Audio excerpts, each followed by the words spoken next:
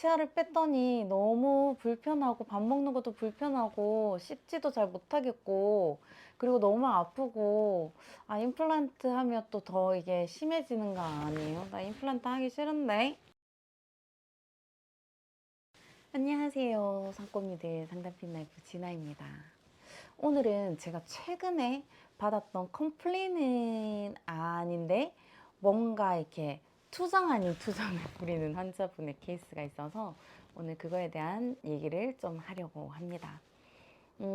우리가 발치를 하고 난 다음에 환자분들이 발치에 대한 그 느낌 그리고 왜 그럴 때 있잖아요. 이를 뺐는데 거기가 너무 이제 좀 불편한 거예요.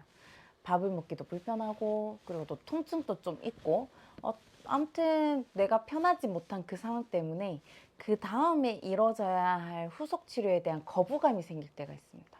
그래서 며칠 전에 이제 저한테 투정 아닌 투정을 부린 거죠. 이렇게 투정 아닌 투정을 부리는 거죠. 이렇게 뭔가 진료를 많이 해보지 않은 분들이 조금 더 그런 것 같아요.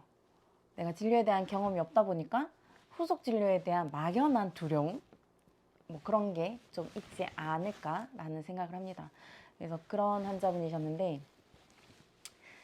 상담실에 이제 앉아서 제가 여쭤봤어요. 지난번 일을 빼고 괜찮으셨죠? 라고 여쭤봤습니다. 그랬더니 이거 이 빼니까 통증도 통증이고 아프고 뭐 씹지도 잘 못하겠고 이거 너 영 불편한데 너무 짜증이 난다 그러시면서 이거를 그 다음 진료를 해야 되나 나 임플란트 안 하고 싶다 그런 얘기들을 하는 거죠.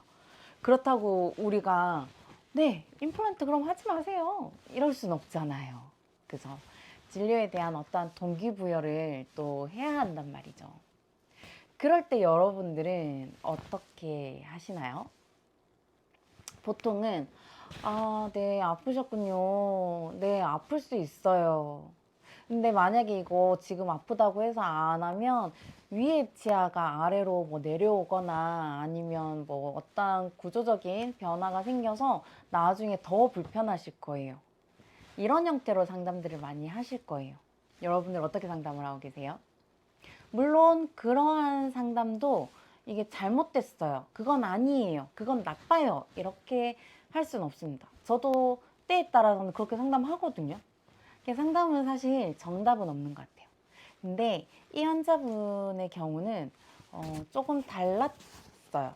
환자의 성향에 따라서 나의 상담도 유연해져야 되는데 네, 환자의 그 반응에 제가 어떻게 상담했는지 오늘도 영상을 준비했습니다. 영상 보고 얘기 나누도록 할게요. 그럼 영상 보고 오실게요. 엑스레이 사진이라는 걸 봤을 때요. 지금까지 치아를 써오면서 오른쪽으로 식사를 좀 많이 하셨던 것 같아요. 습관이. 그래서 여기 보면 턱이 증식되는 양이 왼쪽에 비해서 오른쪽이 훨씬 더 넓습니다. 여기는 요만한데 여기는 이만큼이 커요. 그런 경우에 오른쪽으로 사용량을 많이 하셨겠구나 라고 저희가 예측을 하는데 근데 어금니가 이제 없다 보니까 아마 식사가 내가 왼쪽으로 씹는다고 씹어도 편하지 않으실 거예요. 그러다 보니 이제 짜증 날 거고 또 왼쪽에도 위에 어금니가 두 개가 다 있는 게 아니라 또 하나만 있다 보니까 씹는 판이 작으니까 또 잘 안 씹히실 거고 그리고 오른쪽에 이를 빼고 아프면 이게 전체가 다 뭔가 우릿하게 네, 맞아요. 그러다 보니 이제 좀 쉽지는 않죠. 그 시간에 또 버티는 게. 저희는 그냥 쉽게 좀 아플 수 있어요. 네, 시간 지나면 괜찮아져요. 라고 얘기를 하지만 그걸 고스란히 감당해야 되는 환자분 입장에서는 네, 쉽지 않습니다. 그래도 저희 지난번에 오셨다가 오늘 오시기까지 잘 버티셨어요. 그 시간 좀 지나면 지날수록 조금은 회복이 되시는 게 느껴지시나요? 네, 그렇죠. 네. 네, 영상 잘 보셨나요?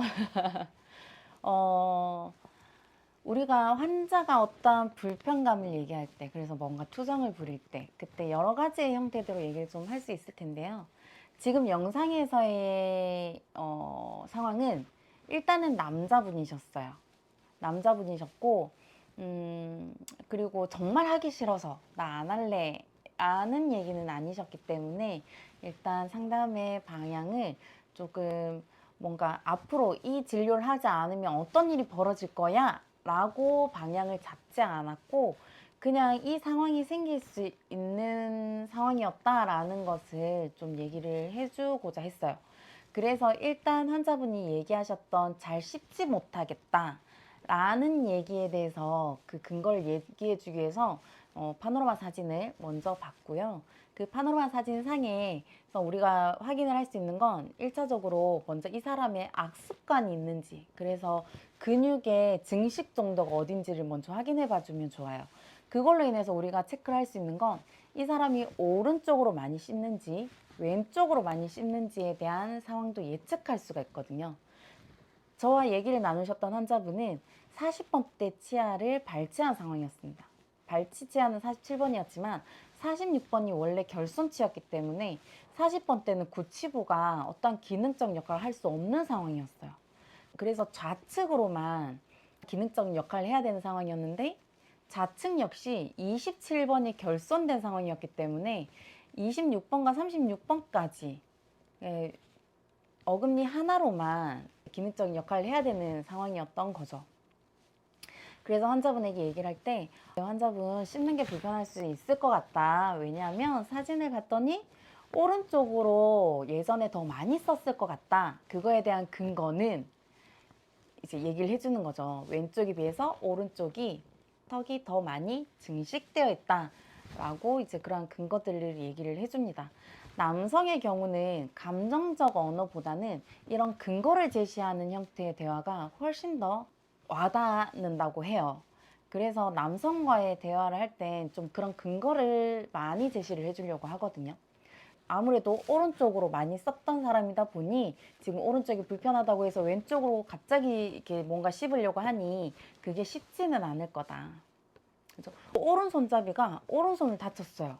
그래서 왼손으로 뭔가를 쓴다고 생각을 해볼게요. 쉽나요? 불편하죠. 그러면 이게 잘 안 되면 짜증도 난단 말이에요.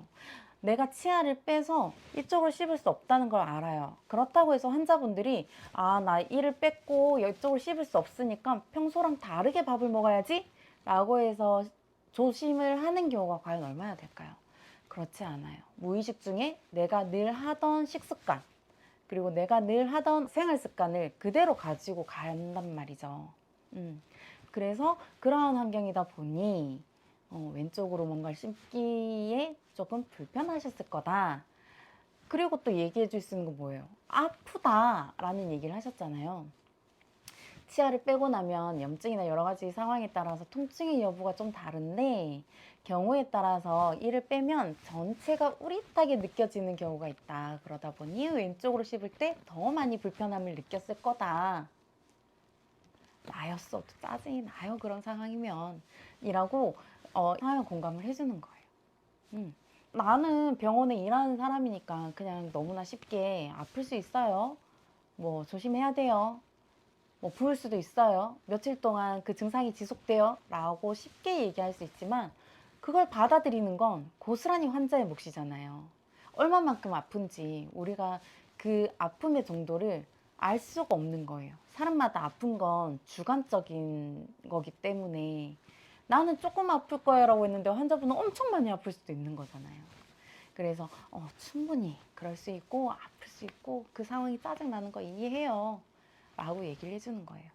근데 거기서 멈추면 안 되겠죠. 거기서 우리는 한마디를 더 해줘야 되는 거예요. 이제 근거도 얘기해줬고 그리고 네가 지금 그 아픈 거 충분히 알겠어. 그리고 난 다음에 동기부여를 해줘야죠.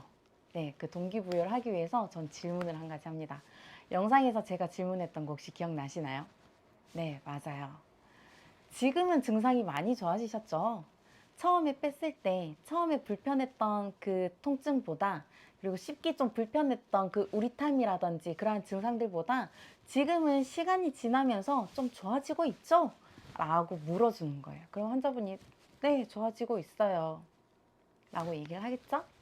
그럼 그때 우리는 이제 한마디를 해주는 거죠. 네. 임플란트도 마찬가지예요. 처음엔 조금 불편할 수 있는데 지금처럼 그 한 일주일 정도 시간이 지나면 증상이 많이 좋아지시기 때문에 충분히 하실 수 있어요. 라고 한마디를 덧붙여주면 너무나 좋겠죠. 그렇게 해서 동기부여를 해주시는 것도 괜찮습니다. 물론 상황에 따라서 그리고 환자분의 성향에 따라서 이 역시도 유동적으로 많이 바뀌어야 되는 부분이긴 하지만 그래도 이럴 수도 있다라는 상황을 알고 계시면 또 여러분들이 상담을 하는 중에 지금 제가 했던 이 부분을 접목할 수 있는 그런 상황이 된다면 한번 접목해서 얘기해 보시길 바랄게요. 때로는 우리가 그냥 아무런 생각 없이 하는, 우리가 쉽게 생각해서 하는 말들. 왜 그런 거 있잖아요. 치아를 뺐으니까 당연히 좀 불편하죠. 잇몸에 염증이 많았었기 때문에 당연히 그건 좀 아파요. 근데 시간 지나면 괜찮아져요. 뭐 그런 얘기들. 아니면 그럴 수도 있겠죠. 아픈데 아프다고 해서 치료를 또 안 하고 방치하면 입안에 뭐 어떤 구조적인 부분이 변화가 생겨서 우리가 흔히 얘기하는 뭐 정출이라든지 아니면 치아의 기울어지기라든지 턱뼈의 수축이라든지 여러 가지 환경이 있을 수 있겠죠. 그러한 환경들을 얘기하면서 나중에 수술하면 비용도 더 많이 들고 기간도 더 많이 들고 더 많이 불편할 거예요 라는 얘기를 그냥 아무렇지 않게 하면요. 때로는 나의 얘기에 귀를 닫거나 마음을 닫을 수도 있어요. 그래, 아플 것 같아 라고 공감해주는 말 한마디가 더 필요하게 와닿을 때가 있잖아요. 네, 환자는 어쩌면 그런 마음들을 원하는 걸지도 모른다는 생각을 하거든요. 그래서 때로는 어떤 팩트를 얘기하는 게 중요할 때도 있지만 때로는 그렇지 않을 때도 있기 때문에 여러분들이 상담을 할 때 나의 얘기가 환자의 귀와 마음을 닫는 그런 얘기는 아닐까라는 생각을 한번 해보시는 것도 좋을 것 같습니다. 오늘의 영상으로 여러분들의 상담의 센스가 조금은 업 되셨으면 좋겠습니다.